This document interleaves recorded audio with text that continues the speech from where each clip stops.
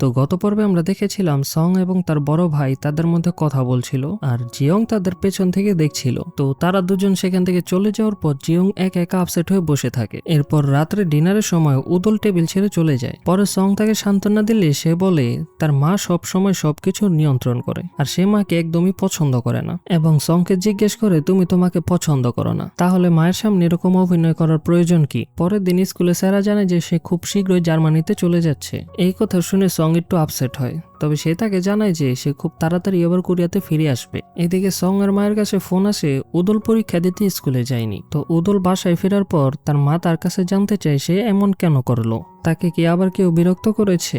উদল তখন ফ্রাস্ট্রেট হয়ে বলে তাদের কাছে প্রেস্টিজ সবকিছু।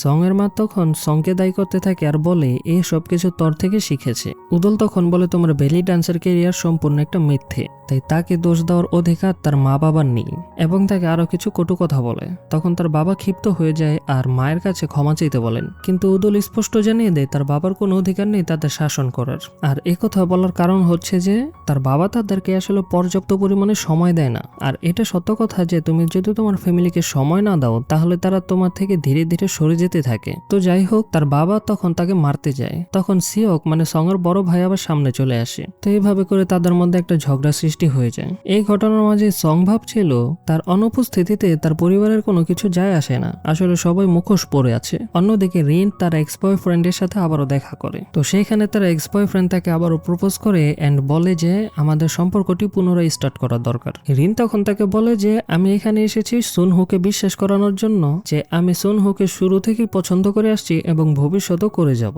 আর আমি আমার একাকিত্বের জন্য তাকে ডেট করিনি। এদিকে বাহিরে আবার সুনহু অপেক্ষা করতেছিল। তো রিন বাহিরে এসে তাকে জড়িয়ে ধরে এবং তাদের মধ্যে কিছু কথোপকথন চলতে থাকে, যার মাধ্যমে তাদের রিলেশনশিপ এখানে স্টেবল হয়ে যায়। অন্যদিকে সং তার বড় ভাইয়ের সঙ্গে কথা বলছিল। সিওক তখন তাকে জানায় সে আফ্রিকা গিয়ে ওয়াইল্ড লাইফ ফটোগ্রাফি করতে চায়, এবং সে ভাবতো পরিবারের মধ্যে সঙ্গে হবে যে তার স্বাধীনতা অর্জন করবে, কারণ সে অন্যদের মতো অভিনয় করে না। এরপর সে জিয়ং এর বিষয়ে তাকে জিজ্ঞেস করে সে তার সাথে কেন দেখা করছে না, যদি কোনো মিসআন্ডারস্ট্যান্ডিং থাকে সেটা যেন সলভ করে নেয়। এরপর সে কলেজের উদ্দেশ্যে চলে যায়। সং বাড়ি ফিরে উদলকে খুঁজে পায় না। এদিকে জিয়ং জানতে পারে যে উদল বাড়ি থেকেই পালিয়েছে। তখন উদলকে ফোন করে বলে আমি সং এর বিষয়ে তোমার সাথে কিছু কথা বলতে চাই। উদল রাজি হলেও বলে বিষয়টা যেন বাড়িতে না জানতে পারে। কথা মতো জিয়ং উদলের সঙ্গে একটি পার্কে দেখা করে। তো খেলতে খেলতে সেখানে বং হঠাৎ করেই অজ্ঞান হয়ে যায়। তো তারা তাকে হসপিটালে নিয়ে যায় এবং উদলের মা বাবাও সেখানে উপস্থিত হয়।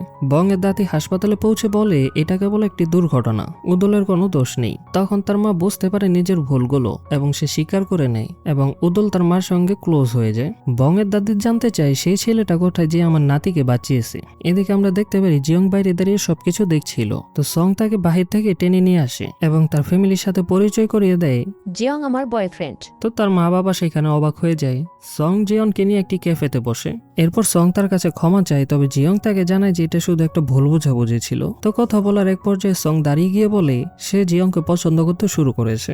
তো যাই হোক, এগুলো আমাদের দেখার দরকার নেই কারণ আমরা সিঙ্গেল। অন্যদিকে সেরা তেনুসের সঙ্গে দেখা করে। তেনুস জানায় সেরা ফিরে এলে সে নতুন ভাবে সমস্ত কিছু শুরু করতে চায়। এরপর সং তার মায়ের সঙ্গে লাঞ্চ করে। তার মা তার কাছে জানতে চায় জিয়ং কোন স্কুলে পড়ে। সং বলে যে সিনওয়ান হাই স্কুলে পড়ে।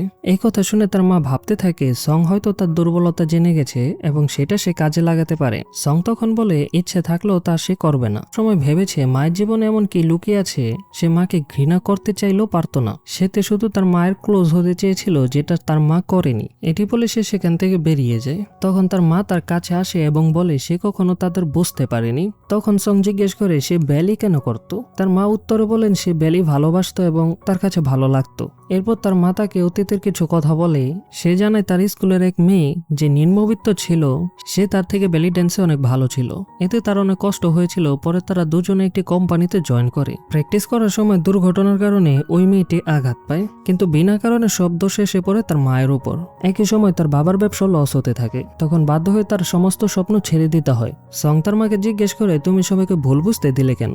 তার মা বলে দুঃখী নায়িকা হওয়া চেয়েও খলনায়িকা হওয়া সহজ। তাছাড়া সে সময় তার কথা কেউ বিশ্বাস করতো না। তো এইভাবে একে একে সমস্ত কিছু ঠিক হতে শুরু করে এবং আমাদের গল্প শেষ পর্যায়ে চলে আসে। কিছুদিন পর সং একটি আর্ট একাডেমিতে ভর্তি হয়েছে। তার বাবাও ফ্যামিলিকে সময় দিতে শুরু করেছে।